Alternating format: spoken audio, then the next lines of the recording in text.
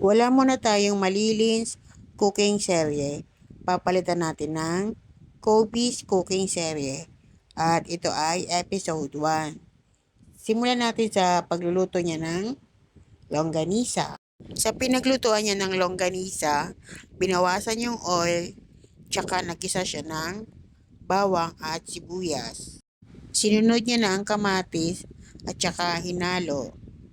Nilagyan na rin ng tubig para maluto ng maigi ang kamatis. After nun ay hinulog na niya ang ampalaya.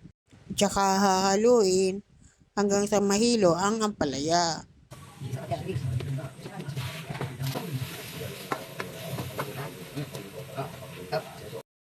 Naglagay na rin sila ng sari-saring pampalasa.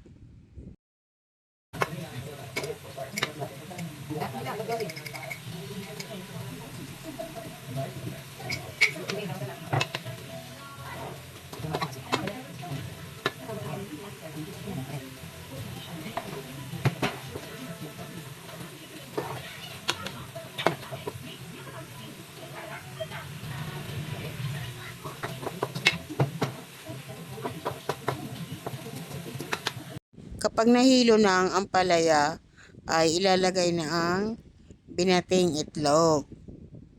Haluin ulit para lalong mahilo.